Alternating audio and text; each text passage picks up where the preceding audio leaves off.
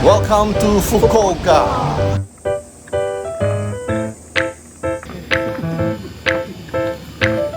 How about you, Ryan? Do we look ugly? Alright, okay. Hello everyone, welcome to another exciting episode of Gibbon Travelog. I'm Lilian And I'm Gilbert. and today we're at Fukuoka. Yes, Fukuoka. And there are quite a lot of interesting places in Fukuoka that we're going to bring you around. Shall we start? Yep, let's Okay. go. This way? Yeah. Okay. Bye. In our last video, we shared how we planned our 9-day road trip in Kyushu. In this episode, we begin our journey right here in Fukuoka, the gateway to Kyushu, and a city that perfectly balances modern energy with deep history and culture. We will be spending 3 days here before heading off to explore the rest of the island. After landing at Fukuoka Airport, we head to our car rental shop to pick up our rental car before setting off on our journey. Our first stop is the Yamaya Factory Terrace, a unique destination that celebrates one of Fukuoka's most beloved foods. Mentaiko was originally introduced to Japan from Korea after World War II, and it was here in Hakata that it was transformed into the dish we know today. Yamaya is one of the pioneers that helped popularize it nationwide. At the factory terrace, you can learn about the history of mentaiko and see how it is carefully prepared. The roll is marinated with a secret blend of spices that gives it its signature kick. Flavorful, a little spicy, and perfectly matched with rice or noodles. There is even a museum-like display explaining how mentaiko became a part of Hakata's identity. One of the best parts is the dining experience. At Yamaya's restaurant, you can enjoy mentaiko in different ways. Served fresh on rice, paired with tender meats, or incorporated into pasta or omelettes. The mentaiko ice cream is actually not bad. The terrace itself is modern and airy, with a shop where you can buy packaged mentaiko to take home. It is the perfect blend of food culture and history, and a great way to start our road trip by tasting a dish that represents the spirit of Fukuoka.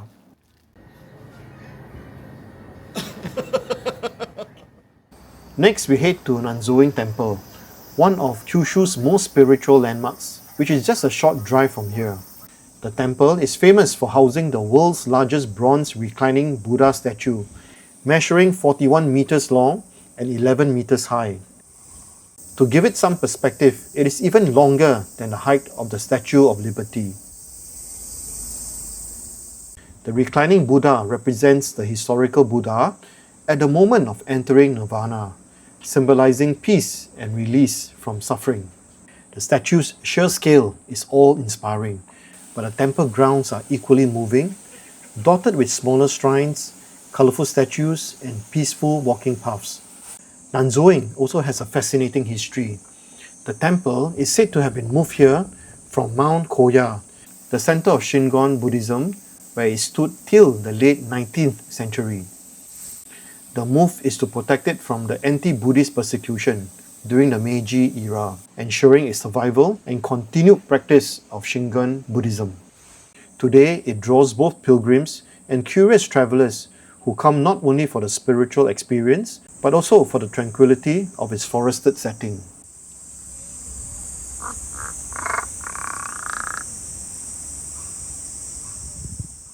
By late afternoon, we return to the city and check into Hilton Fukuoka Seahawk, a landmark hotel perched on the waterfront with sweeping views of Hakata Bay.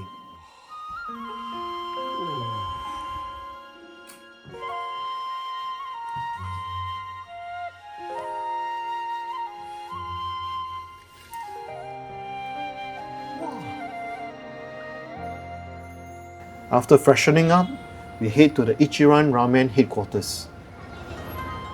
When it comes to ramen, few names are as iconic as Ichiran, and it all began here in Fukuoka, the birthplace of Hakata-style tonkatsu ramen. Ichiran started in the 1960s as a small ramen shop known for its dedication to perfecting the rich, creamy pork bone broth that defines Hakata ramen. Over the decades, it grew into a ramen empire, now recognized worldwide for its unique flavor concentration booths, where diners enjoy their noodles in quiet focus, free from distractions. Despite its global fame, Ichiran still carries the spirit of its Fukuoka origins, an obsession with flavor, texture, and quality. Every evening at 8 p.m, visitors can also enjoy a traditional Hakata dance performance, making this not just a meal, but a uniquely Fukuoka experience.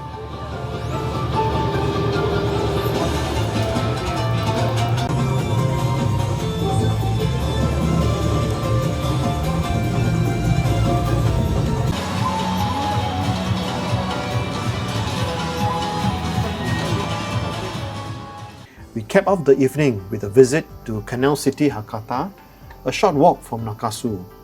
Opened in 1996, it is one of Japan's most unique shopping and entertainment complexes. This sprawling shopping and entertainment complex is often called a city within a city, and for good reason.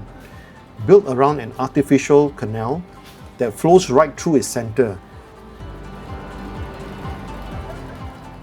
The architecture blends modern design with open-air spaces, creating a lively atmosphere both day and night.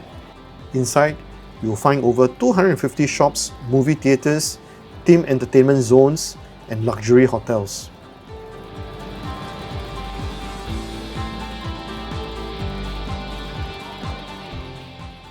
One of the highlights is the Ramen Stadium, a food theme park on the 5th floor that brings together some of the best ramen shops from across Japan.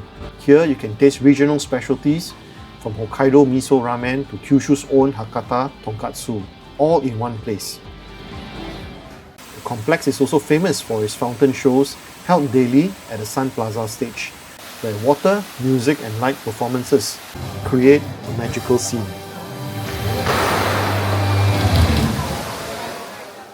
Our second day takes us outside the city to Dazaifu Tenmangu Shrine, one of the most important Shinto shrines in all of Japan. It is dedicated to Sugawara no Michizane, a brilliant 9th century scholar and poet who after his death was deified as Tenjin, the god of learning. For over 1,000 years, this has been a place of pilgrimage, especially for students who come here to pray for academic success. The approach to the shrine is as symbolic as it is beautiful.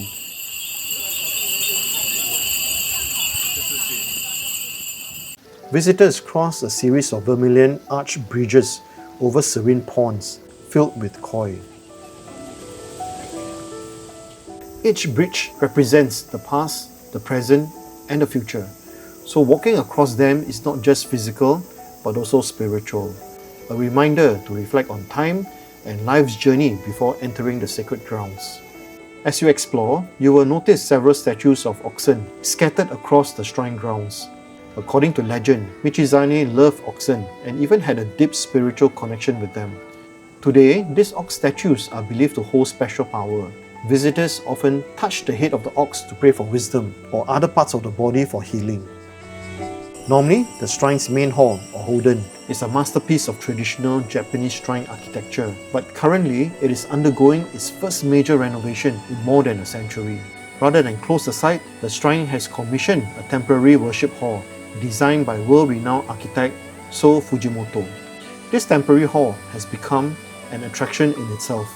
It is built with a light wooden lattice and crowned by a roof covered with living trees.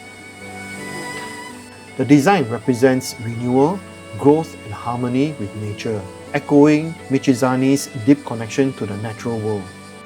When the sun filters through the greenery overhead, it feels like stepping into a living sanctuary that bridges the old and the new.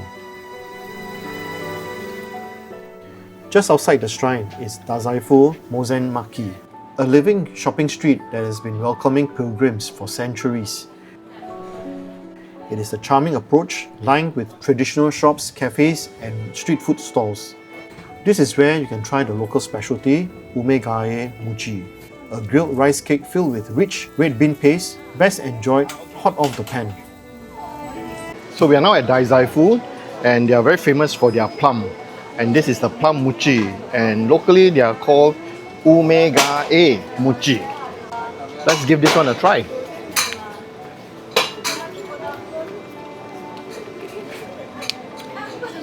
The skin is soft. Oishi. Good stuff. The street itself carries the atmosphere of an old pilgrimage route where merchants once welcomed travelers who came to worship at Tenmangu Shrine. Among the shops and eateries stands one of the most remarkable Starbucks in the world, designed by acclaimed architect Kengo Kumar. The cafe is not your ordinary stop for coffee.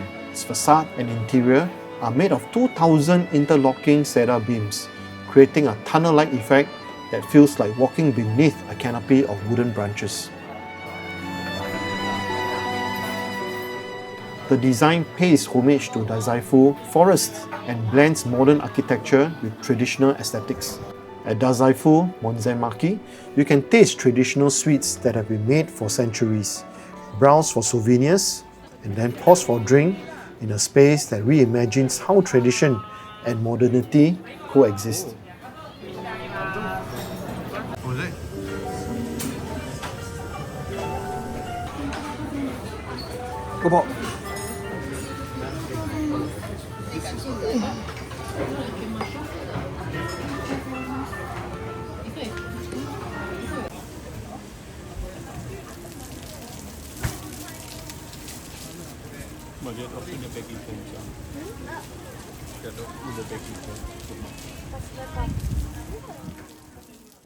Back in Fukuoka City, we stop at Maki's Fukuoka Momochi, a modern shopping mall built near the waterfront and just a short walk from our hotel. It is a popular spot with locals, housing international brands, Japanese fashion boutiques, and a variety of dining options. As the sun sets, we make our way to Our Lady of Victory Cathedral, a Catholic church in Fukuoka that offers Mass in both Japanese and English. Attending Sunset Mass here is a moving experience, connecting with the local Christian community in a country where Christianity has a long and often hidden history.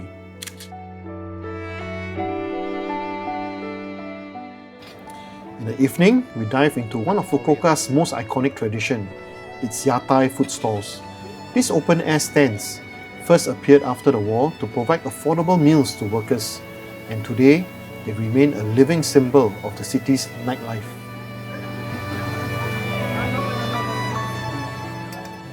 The best place to experience them is on Nakasu Island, where about 20 yatai line the riverside, glowing with lanterns.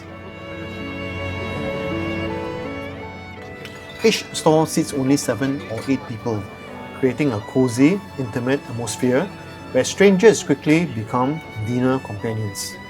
The food is hearty and flavorful: yakitori skewers grilled over charcoal, steaming bowls of oden, and of course, Hakata Ramen.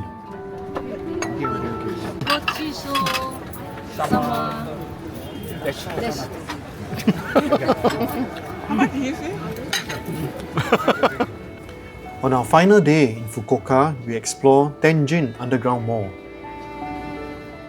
a network of underground streets filled with shops, boutiques, cafes, and bookstores. The underground mall stretches nearly 600 meters and houses around 150 shops and cafes. Opened in 1976, the entire mall is designed like a journey through Europe. The northern half is inspired by Northern Europe, with brick walkways, arched ceilings, and wrought iron details that feel like an old town street. As you move south, the design shifts into Southern Europe, with warmer colours, tiled floors, and elegant stonework reminiscent of the Mediterranean.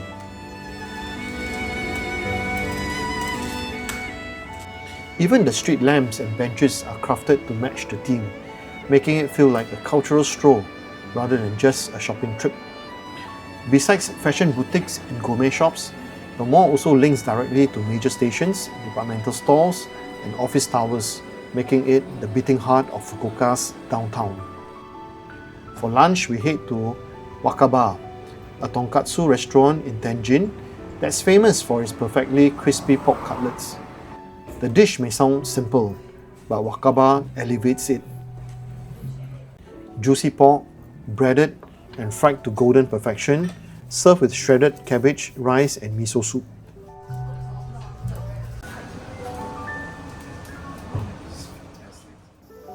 In the afternoon, we visit Kushida Shrine, the spiritual heart of the city. Founded in 757 AD, Kushida Shrine is the guardian shrine of Hakata and one of Fukuoka's most important Shinto sites.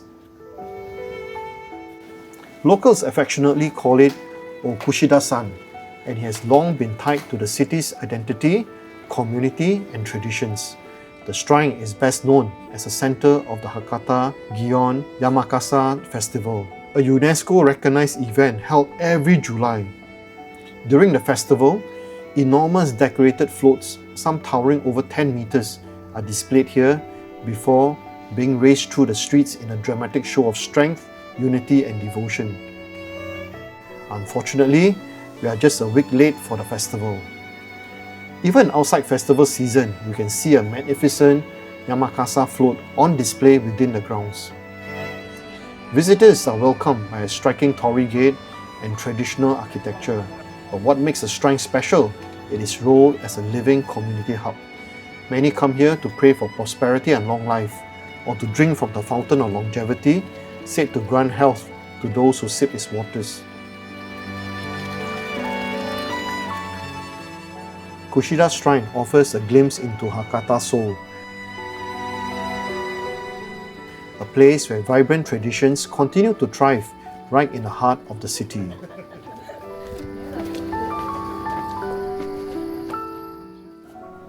To close out our time in Fukuoka, we enjoy a seafood dinner at a restaurant at the Nakasu area.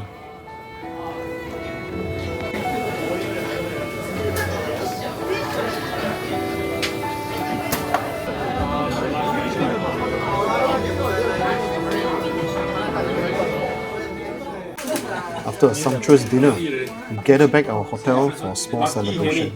Lucky I never accept your red bean. Already? Never. In conclusion, Fukuoka may not have a lot of must-see sights in the city itself, but it is the perfect gateway to Kyushu. Come here for the amazing food like Hakata Ramen and Yatai stalls, and use it as your base to explore nearby gems like Dazaifu and Sasaguri, where history and culture truly come alive. With our bags packed, we are ready to begin the next chapter of our road trip, the onsen town of Bebo in Oita Prefecture. Join us in the next episode as we drive to Bebo, Japan's hot spring capital. Okay, that's all folks. Hope you enjoyed this video. If you like this video, don't forget to give us a like, leave a comment for us, and subscribe to Gilbert and Travelog. Until our next video, we'll see you again. Bye bye. Mata ne.